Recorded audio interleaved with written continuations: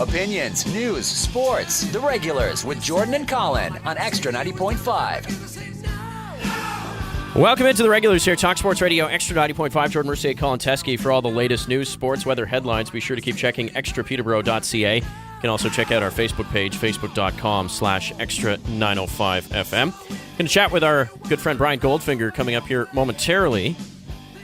Colin, I had to throw this one by you. An actor that we both admire, Robert De Niro, he turned 74 today. Is he really 74? He wears it well. He does not look 74. No. You gotta think, actors and actresses get started a lot later. Like, sometimes they get their break in, like, their 30s, and they have to grind it out doing, whatever, theater shows or serving tables. Yeah, so Broadway or something. A lot of them start a lot later, so I'm not all that surprised. Robert De Niro, 74. I was just thinking about some of the great Robert De Niro movies.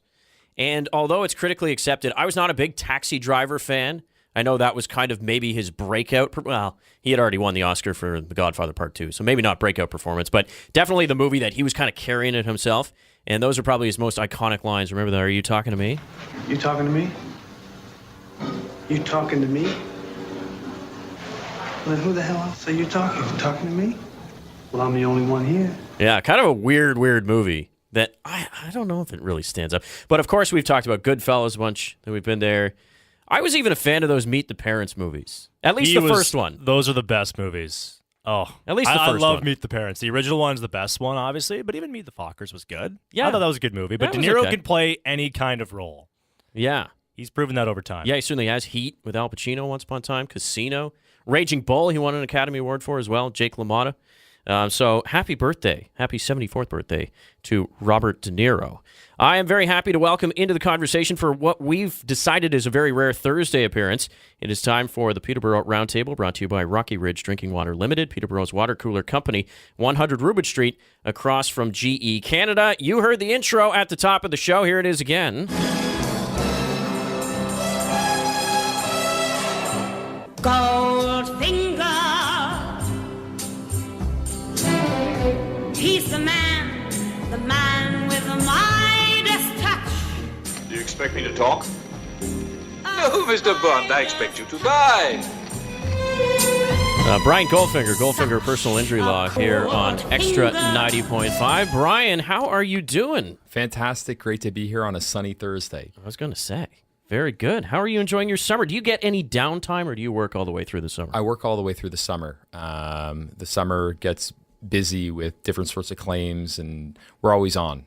It's just work. That's the way it is. Is there a good time for a lawyer to take a vacation, or is this completely 365? Like, I'm sure you do get away, but is there more of a busy season than not? That's tough to say. It really depends. I find a lot of insurance adjusters and other lawyers are maybe out of the office the last few weeks of August, so that's true, but that doesn't say that the calls don't come in because people need your help.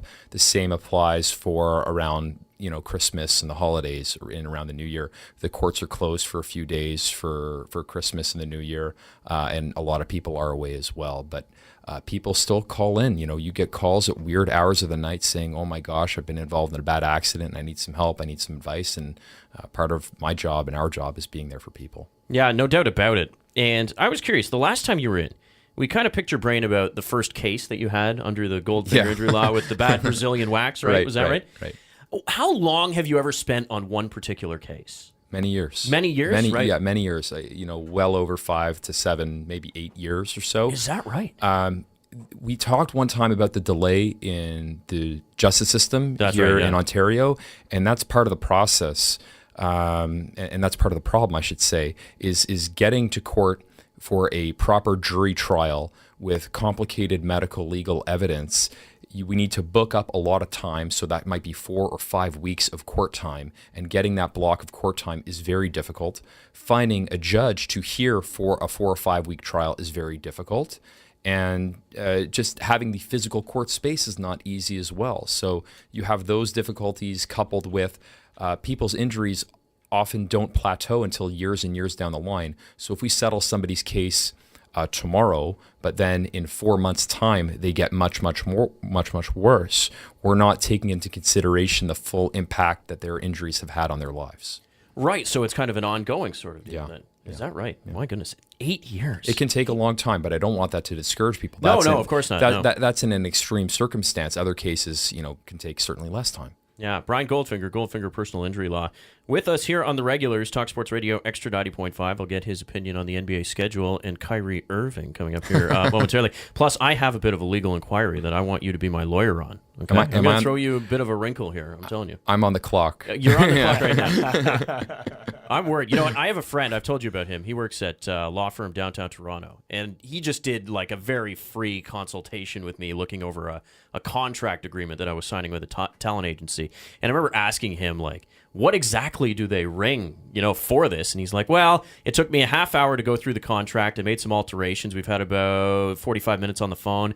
Yeah, it's maybe $750, $800. And I thought, man, my goodness. Well, I'm glad you're my friend and you're at my wedding party. Otherwise, that would suck. Can we talk about the talent agency, though? Yeah. Oh, sure, yeah. Haven't brought that up in a while. Is it confidential? Are we allowed to talk about it? Oh, no. We've made it a bit. So Strut Talent Agency, which is locally based here in Peterborough, they reached out to me about a year and a half ago to go in and do some, I'm young guy walking in the back of a commercial or something like that kind of stuff. Although I have never actually successfully booked a gig yet. Okay. Because I think I learned pretty early on, I'm like, man, there's some gigs. I think I was supposed to be, they were shooting a movie in Peterborough and they wanted me to be a background guy.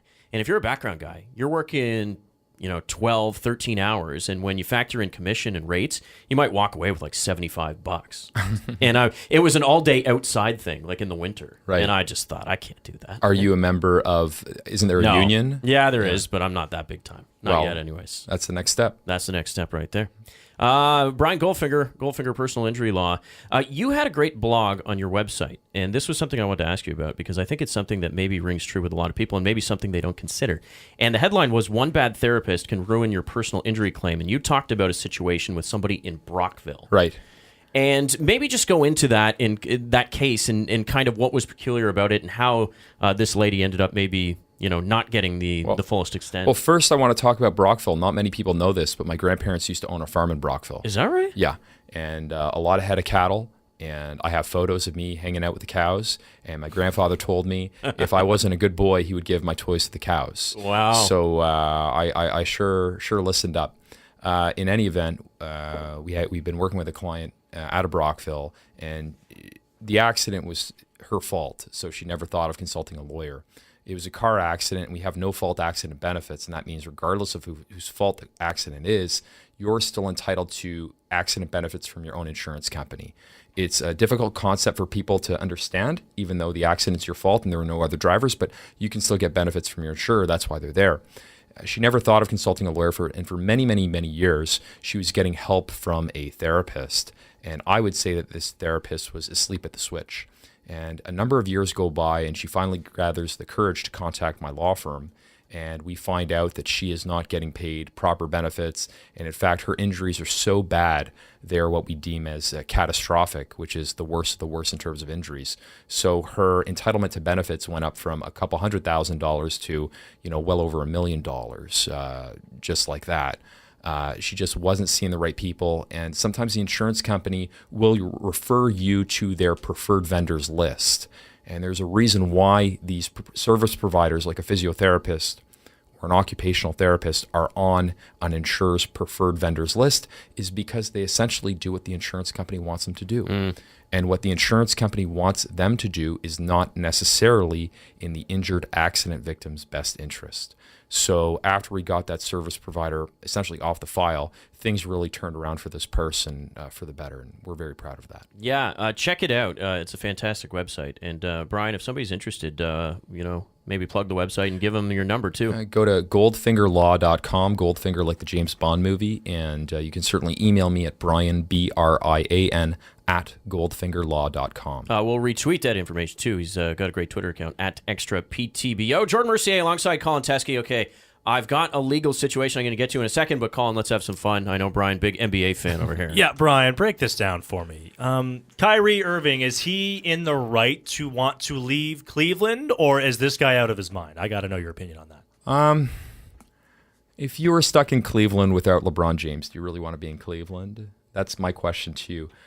I don't know, because winning solves everything. And this team with LeBron and Kyrie and Kevin Love, they've won consistently. And I was on the show last time, and I said, I think LeBron's going to Los Angeles. And now I think that's come out more and more. And Kyrie, he knew that, and that's why I believe he wants out, because he doesn't want to be left holding the bag in Cleveland with essentially all these overpaid contracts for Channing Frye, Iman Shumpert. There's a lot of big contracts for essentially minimal role players who are only good with LeBron. I think he's a bit loopy for wanting to get out now, because they have a legitimate chance of going back to the finals. And I think it's ruining team chemistry and team mojo. But at the same time, though, does he really want to be in Cleveland long term without LeBron? And I wouldn't want to be in Cleveland long term without LeBron. Probably not. Now, my question for you is Kyrie, while, I mean, you can make an argument he's a top 3 player in the Eastern Conference, is he a guy who could go to a bad team and make them a lot better? Well, there's not many players who could play individually to lead their team to 50 wins. Even Russell Westbrook had a tough time this past season doing that for Oklahoma City. And if you look at Anthony Davis, the unibrow guy in New Orleans, very good point. Yeah. He's never been to the playoffs, and he's a fantastic player. So you need a few pieces, and I think it's shown in the past that one player, that player might have an amazing season, but it won't necessarily translate into winning. So you need 2, if not 3. And back to the point with Kyrie and LeBron, and Kevin Love, you have 3 amazing pieces there. You got to roll with that for as long as you possibly can. Now, how does this impact the Raptors, you ask? This is great news for the Raptors. Yeah, sure. So if you look at the offseason, I think some important points are, I'm not super thrilled about what the Raptors did in the offseason, but I look at what other teams did and where other superstars are going. So Paul George, he's out of the Eastern Conference. He's going to play in Oklahoma City. Jimmy Butler, a Raptor foil, a Raptor killer in the past. He's out of Chicago. He's going to Minnesota. One more All-Star, Paul Millsap. He's leaving Atlanta, and he's going to Denver. So that's 3 All-Stars who are out of the Eastern Conference. And there's only one All-Star who's coming back to the Eastern Conference, and that's Gordon Hayward on Boston. So I'll take that trade-off any day. So even though the Raptors, I don't think, made any moves of significance, by essentially staying the course and the weakening of the Eastern Conference with the turbulence in Cleveland may put them in a better position to succeed. I know if you're a Raptor fan, you're thinking, do we have to start against Chicago? Isn't that the team? I know Chicago's not going to be very good, but for some reason they always seem to have the number of the Raptors. Always, you're right. But it's best to get that loss out of the way early as opposed to late. I don't expect the Raptors to have an amazing, blow you away season, but their continuity and the weakening of the Eastern Conference, I certainly expect them to be in the mix, and combine that with we hopes to be some turbulence in Cleveland, and you never know what will happen. Brian Goldfinger Personal Injury Law. Brian, this is Thursday, so we're a little bit more loose with the format. Sit right there. I'm going to go to the break. I'm going to come back. We're going to do a Throwback Thursday quiz, which I'm hoping to get your expertise on, and also I've got a legal question for you. Don't miss it. It is coming up next as we continue our conversation with Brian Goldfinger of Goldfinger Personal Injury Law right here on the Regulars. Talk Sports Radio, Extra 90.5. List here on the Regulars. That's Brian Goldfinger of Goldfinger Personal Injury Law.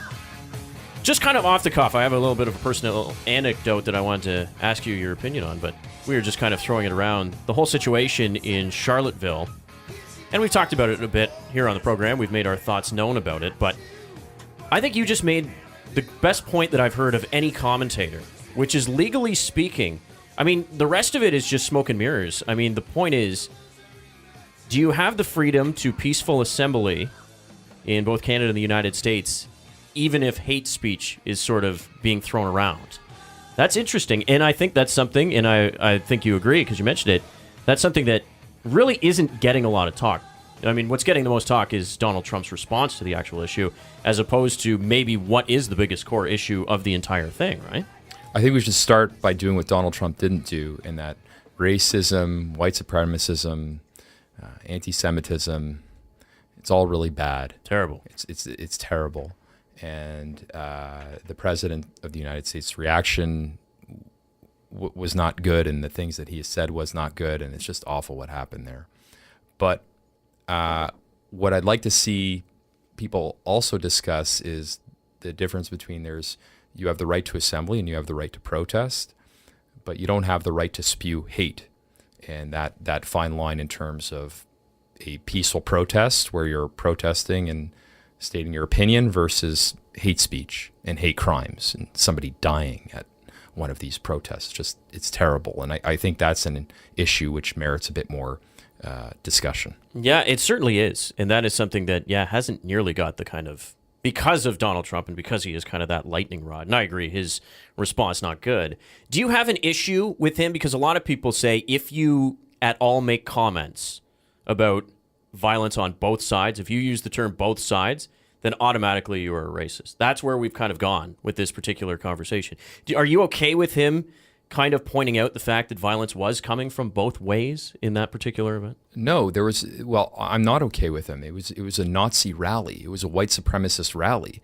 And the United States and Canada and Australia and many countries fought Germany, the Allies fought the Axis forces to fight Nazis. And now you see Nazis, rallying and white supremacists rallying in the United States. And that's just wrong. And I don't understand why he just didn't come out and address that forcefully and then go on to some other issues. And that was his big failure here.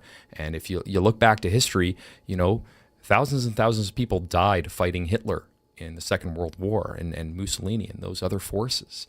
And you're just seeing hate rallies here which aren't being properly combated and criticized. And I think that's where it all first needs to stop. Hate speech, hate crimes, they're not welcome anywhere. Well said, Brian Goldfinger. He's our legal analyst here on Extra at 90.5. Okay, I've been hyping this up. I got a little bit of a legal question for you. I got myself in a little bit of a predicament, okay? So, you are on the clock, so charge me whatever you actually would for this consultation. All right, here's what happened. So I go to a cottage, right? And I'm going to preface this by saying I'm just asking for your general legal opinion. I don't believe this would fall under your actual expertise in terms of personal injury law, but just give me your sort of deal. All right, so I'm at a cottage over the weekend. And what happened at the cottage is, eventually low on gas, only one gas station. We needed something for the barbecue or the lawnmower. I forget what exactly the reason was, but here's what happens.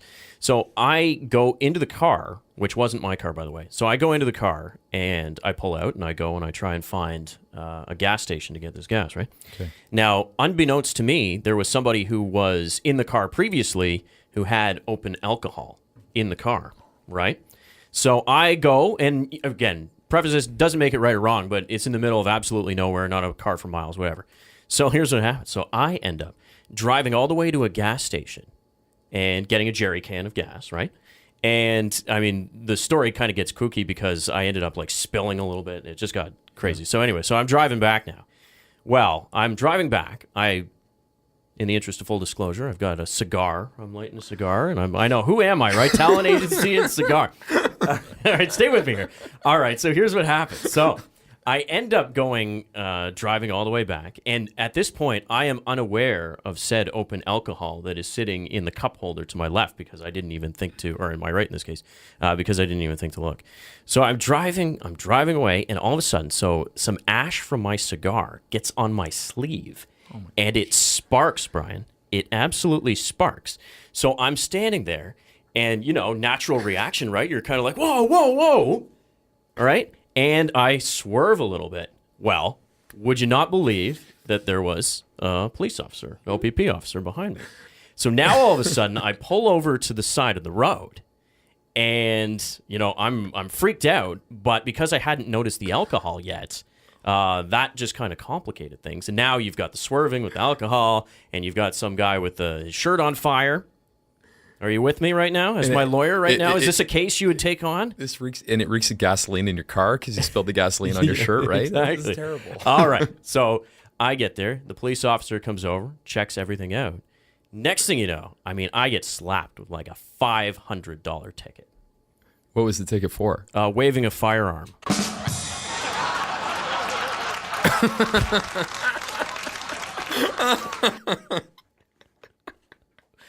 That deserves a second rim shot.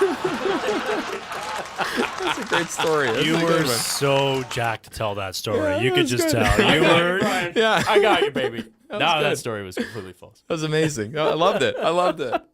Welcome to the Regulars here on Talk Sports Radio Extra 90.5. It's 10:52. You were sitting on that for the whole show. I could tell. Oh, I could know. tell. I was absolutely pumped up to tell that one. Our man Graham's waiting to get into the conversation. Graham, if you were listening to the show, which I know you are over there, we're going to do the Throwback Thursday quiz actually in segment 4 coming up at the top of the show. So we'll just finish up here with Brian. So let's talk a little bit. You're obviously a Blue Jay fan too. Have you been at least at all inspired with the last couple of weeks? The fact that they are kind of staying on the periphery of contention at this point? No, they're a terrible ball. They're a terrible ball club. They're brutal. And I said that going into the season with you guys. You guys asked, "Are you excited for the Toronto Blue Jays?" Nope. No. On to the next. They're not good. That's my hot take. The Toronto Blue Jays are not good. Boom. It's fun to go to the game and watch the baseball game, and you can get tickets. The ticket prices, enjoy it now before they go up. But I don't think it's a good product on the field. I don't think they're very good. Colin, now you are convinced because of the tickets going up that you think Rogers is going to spend some of that $60 million. Well, think about it from their standpoint, right? You've got Josh Donaldson potentially going to leave in a year. He's going to be a free agent. So I think you've got to sell not only Josh Donaldson, but you've got to sell your fans that you're at least going to try to go for it for one more year. And when you listen to Shapiro and Atkins, what they're saying is they're basically going to write this year off, and in 2018 they're going to go for it again and going to see if they can have one last hurrah with this group. So by raising the ticket prices, I think they're going to spend a little bit more money to try to plug in some holes and hope their team stays healthy and then go for it again next year. And hopefully that can entice Josh Donaldson to maybe stay around. Yeah, I mean, there's that possibility, and let's hope that that is the case, that Rogers is willing to shell out. But I think, Brian, both you and I said, they could just be greedy. Like, that could be at the end of the day. That's what it is. And then they have to compete in the AL East with Boston and New York, and Boston and New York are on a meteoric rise when you look at their youth and their talent. I think Aaron Judge on the Yankees is a remarkable player.